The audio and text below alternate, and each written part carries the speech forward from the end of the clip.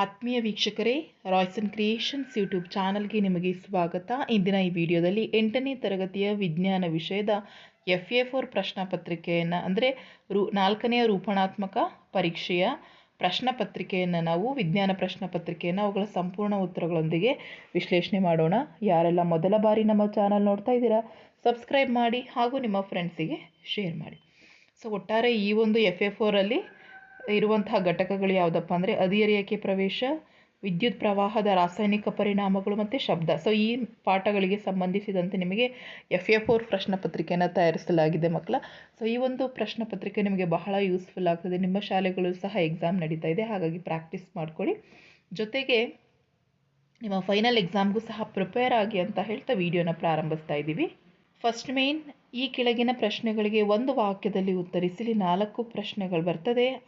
1ನೆಯ ಪ್ರಶ್ನೆ, ಮೇದೋಜೀರಕ ಗ್ರಂಥಿ ಸ್ರವಿಸುವಂತಹ ಹಾರ್ಮೋನ್ ಯಾವುದು ಕೇಳಿದರೆ ಆಬ್ವಿಯಸ್ಲಿ ಅದು ಇನ್ಸುಲಿನ್ ಆಗಿರ್ತದೆ ಮಕ್ಕಳ. ನೆಕ್ಸ್ಟ್ 2ನೇ ಕ್ವಶನ್ನು, ಆವೃತ್ತಿಯ ಏಕಮಾನ. ಸೊ ಆವೃತ್ತಿ ಅಂದರೆ ಫ್ರೀಕ್ವೆನ್ಸಿ ಅಂತ ಹೇಳಿ ಕರಿತೀವಿ. ಸೊ ಫ್ರೀಕ್ವೆನ್ಸಿಯ ಏಕಮಾನ ಯಾವಾಗಲೂ ಹರ್ಟ್ಸ್ ಆಗಿರ್ತದೆ. ಸೊ ನೀವು HZ ಅಂತೆಲ್ಲಾದರೂ ಬರೀಬೋದು, ಹರ್ಟ್ಸ್. ಸೊ ಎರಡನ್ನೂ ಸಹ ಕಲ್ತ್ಕೊಂಡಿರಿ.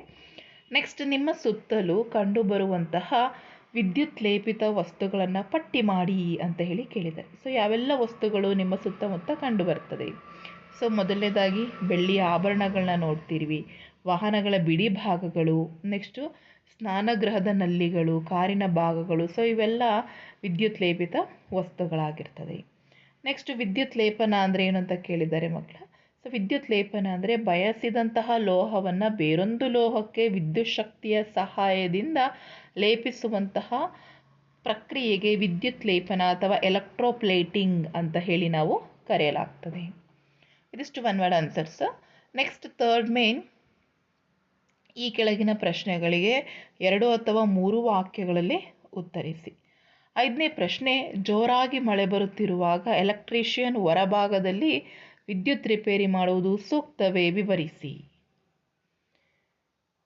ಸೊ ಮಳೆಯ ನೀರು ಲವಣಗಳನ್ನು ವಿಲೀನಗೊಂಡಿರ್ತದೆ ಮಕ್ಕಳ, ಹಾಗಾಗಿ ಅದರಿಂದ ಮಳೆಯ ನೀರಿನ ಮೂಲಕ ವಿದ್ಯುತ್ ಹರಿಯುತ್ತದೆ. ಹಾಗಾಗಿ ಹೊರಭಾಗದಲ್ಲಿ ವಿದ್ಯುತ್ ರಿಪೇರಿ ಮಾಡುವಂತಹ ಎಲೆಕ್ಟ್ರಿಷಿಯನ್ ವಿದ್ಯುತ್ ಅವಘಡಕ್ಕೆ ಒಳಪಡ್ತಾನೆ. ಹಾಗಾಗಿ ಅಲ್ಲಿ ಯಾವುದೇ ರೀತಿಯ ರಿಪೇರಿಯನ್ನು ಮಾಡಬಾರ್ದು. ಸೊ ಸೂಕ್ತವೇ ಸೂಕ್ತವಲ್ವಾ ಕೇಳಿದ್ರೆ ಅದು ಸೂಕ್ತ ಅಲ್ಲ. ಯಾಕೆಂದರೆ ಮಳೆ ನೀರಿನಲ್ಲಿ ಲವಣ ಇರೋದ್ರಿಂದ ಅವು ಏನಾಗ್ತದೆ, ನಮಗೆ ಎಲೆಕ್ಟ್ರಿಕ್ ಶಾಕ್ ಆಗುವಂತಹ ಸಾಧ್ಯತೆಗಳಿರ್ತದೆ. ನೆಕ್ಸ್ಟ್ 6ನೇ ಪ್ರಶ್ನೆ, ಸಂಪೂರ್ಣ ಅಸವಿತ ನೀರಿನ ಮೂಲಕ ವಿದ್ಯುತ್ ಹರಿಯುತ್ತದೆಯೇ?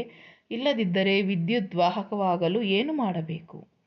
ಸೊ ಸಂಪೂರ್ಣ ಅಸವಿತ ನೀರಿನ ಮೂಲಕ ವಿದ್ಯುತ್ ಪ್ರವೇಶಿಸೋದಿಲ್ಲ. ಯಾಕೆಂತ ಹೇಳಿದ್ರೆ ಅದರಲ್ಲಿ ಯಾವುದೇ ರೀತಿಯ ಲವಣಗಳು ವಿಲೀನಗೊಂಡಿರೋದಿಲ್ಲ, ಮತ್ತು ಆ ನೀರಿಗೆ ಸ್ವಲ್ಪ ಉಪ್ಪಿನ ದ್ರಾವಣ ಸೇರಿಸಿದರೆ ಅದು ವಿದ್ಯುತ್ ವಾಹಕವಾಗ್ತದೆ. ಅಸವಿತ ಅಂದರೆ ನಮಗೆ ಗೊತ್ತಿದೆ, ಅದು ಡಿಸ್ಟಿಲ್ಡ್ ವಾಟರ್ ಆಗಿರ್ತದೆ. ಸೊ ಅದರಲ್ಲಿ ಯಾವುದೇ ರೀತಿಯ ಲವಣಗಳು ಇರೋದಿಲ್ಲ. ನೆಕ್ಸ್ಟ್ 7ನೇ ಪ್ರಶ್ನೆ, ಧ್ವನಿ ಪೆಟ್ಟಿಗೆಯ ಚಿತ್ರವನ್ನು ಬರೆಯಿರಿ ಮತ್ತು ಭಾಗಗಳನ್ನು ಗುರುತಿಸಿ. ಸೊ ಇದು ಧ್ವನಿ ಪೆಟ್ಟಿಗೆಯ ಚಿತ್ರ ಆಗಿರ್ತದೆ. ಇದು ಶ್ವಾಸನಾಳ ಮತ್ತು ಇದು ಧ್ವನಿ ತಂತುಗಳು. 8ನೇ ಪ್ರಶ್ನೆ, ಮಿಂಚು ಮತ್ತು ಗುಡುಗು ಏಕಕಾಲದಲ್ಲಿ ಸಂಭವಿಸಿದರೂ ಮೊದಲು ಮಿಂಚು ಕಾಣಿಸಿಕೊಳ್ಳುತ್ತದೆ ಮತ್ತು ಸ್ವಲ್ಪ ತಡವಾಗಿ ಗುಡುಗು ಕೇಳಿಸ್ತದೆ, ಕಾರಣವೇನು? ಸೊ ಯಾಕೆ ಅಂತ ಹೇಳಿದರೆ ಶಬ್ದದ ವೇಗವು ಗುಡುಗಿನ ವೇಗಕ್ಕಿಂತ ಕಡಿಮೆಯಾಗಿರ್ತದೆ. ಆದ್ದರಿಂದ ಮಿಂಚು ಮತ್ತು ಗುಡುಗು ಏಕಕಾಲದಲ್ಲಿ ನಮ್ಮಿಂದ ಸಮಾನ ದೂರದಲ್ಲಿ ಉಂಟಾದರೂ ಸಹ ನಮಗೆ ಮೊದಲು ಮಿಂಚು ಕಾಣಿಸ್ಕೊಳ್ತದೆ, ತಡವಾಗಿ ಗುಡುಗು ಕೇಳಿಸ್ತದೆ. ನೆಕ್ಸ್ಟ್ 9ನೇ ಪ್ರಶ್ನೆ, ಮಗುವಿನ ಲಿಂಗ ನಿರ್ಧರಣೆ ಇವುಗಳ ಕುರಿತು ಟಿಪ್ಪಣಿಯನ್ನು ಬರೆಯಿರಿ. ಸೊ ತಂದೆಯ ಲಿಂಗಾಣುಕೋಶದಲ್ಲಿ ಒಂದು ಜೋಡಿ ಬೆಸ ವರ್ಣತಂತುಗಳು ಕಂಡುಬರ್ತವೆ. ಅವು X ಮತ್ತು Y ವರ್ಣತಂತು ಆಗಿರ್ತದೆ. ಆದರೆ ತಾಯಿಯ ಲಿಂಗಾಣುಕೋಶದಲ್ಲಿ ಕೇವಲ XX ವರ್ಣತಂತುಗಳಿರ್ತವೆ. ತಂದೆಯಿಂದ ಏಕಗುಣಿತ ವರ್ಣತಂತು X ಅನ್ನು ಪಡೆದ್ರೆ ಮಗು ತಾಯಿಯಿಂದ X ವರ್ಣತಂತುವನ್ನೇ ಪಡಿಬೇಕು. ಅದರಲ್ಲಿ ಯಾವುದೇ ರೀತಿಯ ಆಪ್ಷನ್ ಇರಲ್ಲ. ಹಾಗಾಗಿ ಹೆಣ್ಣು ಮಗು XX ಆಗಿ ಹೆಣ್ಣು ಮಗು ಜನಿಸ್ತದೆ. ಅದೇ ತಂದೆಯಿಂದ Y ವರ್ಣತಂತು ಪಡೆದಂತಹ ಮಗು ತಾಯಿಯಿಂದ X ವರ್ಣತಂತುವನ್ನು ಪಡೆದುಕೊಂಡು ಮಗುವಿನ ಲಿಂಗಾಣುವು XY ಆಗ್ತದೆ. ಹಾಗಾಗಿ ಆ ಜೋಡಿ ಗಂಡು ಮಗುವನ್ನು ಪ್ರತಿನಿಧಿಸ್ತದೆ. ಹಾಗಾಗಿ ಮಾನವರಲ್ಲಿ ಮಗುವಿನ ಲಿಂಗ ನಿರ್ಧರಣೆ ತಂದೆಗೆ ಕಾರಣ ಆಗಿರ್ತದೆ. ಯಾವಾಗಲೂ ತಂದೆಯಿಂದ X ಅಥವಾ Y ವರ್ಣತಂತು ಬರ್ತದೆ, ತಾಯಿಯಿಂದ ಯಾವಾಗಲೂ X ವರ್ಣತಂತುವೇ ಬರೋದ್ರಿಂದ Y ವರ್ಣತಂತು ಬಂದಾಗ ಗಂಡು ಮಗು ಆಗ್ತದೆ, X ವರ್ಣತಂತು ಬಂದಾಗ ಹೆಣ್ಣು ಮಗು ಆಗ್ತದೆ. ನೆಕ್ಸ್ಟ್ 4th ಮೇನ್ ಕೆಳಗಿನ ಪ್ರಶ್ನೆಗಳಿಗೆ 3-4 ವಾಕ್ಯದಲ್ಲಿ ಉತ್ತರಿಸಿ. ಇಲ್ಲಿ 6 ಅಂಕದ ಪ್ರಶ್ನೆಗಳು, ಒಟ್ಟು 2 ಪ್ರಶ್ನೆಗಳು ಬರ್ತದೆ, ಪ್ರತಿ ಪ್ರಶ್ನೆಗೆ 3 ಅಂಕ.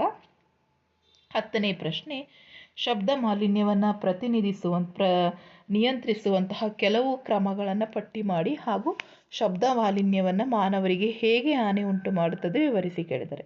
ಸೊ ಶಬ್ದ ಮಾಲಿನ್ಯವನ್ನು ನಿಯಂತ್ರಿಸುವ ಕ್ರಮಗಳು ಯಾವಪ್ಪ ಅಂದರೆ, ವಿಮಾನಗಳ ಎಂಜಿನುಗಳಲ್ಲಿ, ಸಾರಿಗೆ ವಾಹನಗಳಲ್ಲಿ, ಕಾರ್ಖಾನೆಗಳ ಯಂತ್ರಗಳಲ್ಲಿ ಮತ್ತು ಗೃಹ ಉಪಯೋಗಿ ಸಾಧನಗಳಲ್ಲಿ ಶಬ್ದ ನಿವಾರಕವನ್ನು ಅಳವಡಿಸಬೇಕು. ವಾಹನಗಳ ಹಾರನ್ಗಳ ಬಳಕೆಯನ್ನು ಕಡಿತಗೊಳಿಸಬೇಕು.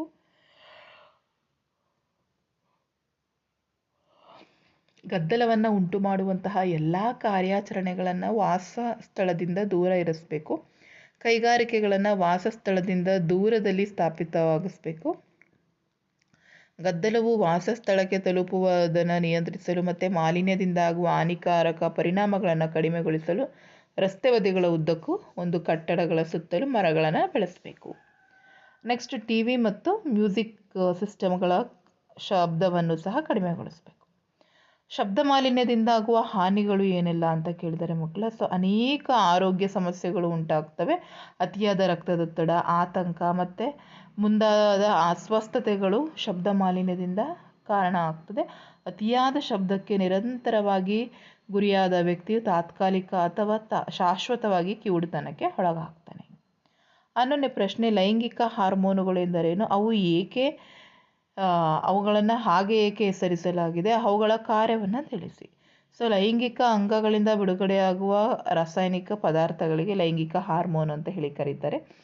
ಉದಾಹರಣೆಗೆ ಪುರುಷ ಹಾರ್ಮೋನು ಅಥವಾ ಟೆಸ್ಟೋಸ್ಟಿರಾನ್ ಪ್ರೌಢಾವಸ್ಥೆಯ ಆರಂಭದಲ್ಲಿ ವೃಷಣಗಳಿಂದ ಬಿಡುಗಡೆಯಾಗ್ತದೆ ಮತ್ತು ಅಂಡಾಶಯಗಳು ಸ್ತ್ರೀ ಹಾರ್ಮೋನುಗಳನ್ನು ಅಥವಾ ಈಸ್ಟ್ರೋಜನನ್ನು ಉತ್ಪತ್ತಿ ಮಾಡ್ತದೆ. ಇದು ಜೀವಿಗಳಲ್ಲಿನ ಲೈಂಗಿಕ ಲಕ್ಷಣಗಳ ಮೇಲೆ ಪರಿಣಾಮವನ್ನು ಉಂಟು ಮಾಡ್ತದೆ. ಆದ್ದರಿಂದ ಅವುಗಳನ್ನು ಲೈಂಗಿಕ ಹಾರ್ಮೋನ್ ಅಂತೀವಿ. ಸೊ ಯಾವೆಲ್ಲ ಹಾರ್ಮೋನುಗಳಪ್ಪ ಅಂದರೆ, ಟೆಸ್ಟೋಸ್ಟಿರಾನ್ ಇದು ಹುಡುಗರಲ್ಲಿ ದ್ವಿತೀಯಕ ಲೈಂಗಿಕ ಲಕ್ಷಣಗಳಾದಂತಹ ವೀರ್ಯಾಣುಗಳ ಉತ್ಪತ್ತಿ, ಮೀಸೆ ಮತ್ತು ಗಡ್ಡಗಳ ಬೆಳವಣಿಗೆಗೆ, ಧ್ವನಿ ಒರಟಾಗೋದಕ್ಕೆ ಸಹಾಯ ಮಾಡ್ತದೆ. ಈಸ್ಟ್ರೋಜನ್ ಹುಡುಗಿಯರಲ್ಲಿ ದ್ವಿತೀಯಕ ಲೈಂಗಿಕ ಲಕ್ಷಣಗಳಾದಂಥ ಸ್ತನಗಳ ಬೆಳವಣಿಗೆ, ಅಂಡಾಣುಗಳ ಉತ್ಪತ್ತಿ ಮುಂತಾದವುಗಳನ್ನು ಉಂಟು ಮಾಡ್ತದೆ. ಸೊ ಇದಿಷ್ಟು ಮಕ್ಕಳ ನಿಮ್ಮ ಸೈನ್ಸ್ FA4 ಕ್ವಶನ್ ಪೇಪರ್ ಆಗಿರುತ್ತೆ. ಸೊ ಹಾಗಾಗಿ ಇದನ್ನು ಪ್ರಾಕ್ಟೀಸ್ ಮಾಡ್ಕೊಳ್ಳಿ. ಇದೇ ರೀತಿ ಉಳಿದಂತಹ ಎಲ್ಲ ಸಬ್ಜೆಕ್ಟ್ಗಳದ್ದು FA4 ಮತ್ತು ಹಾಗೂ ನಿಮ್ಮ SA2 ಪ್ರಶ್ನೆ ಪತ್ರಿಕೆಯನ್ನು ಅವುಗಳ ಉತ್ತರಗಳೊಂದಿಗೆ ವಿಶ್ಲೇಷಣೆ ಮಾಡ್ತೀವಿ ಅಂತ ಹೇಳ್ತಾ ವಿಡಿಯೋ ಎಂಡ್ ಮಾಡ್ತಾ ಇದ್ದೀನಿ. Thank you for watching this video.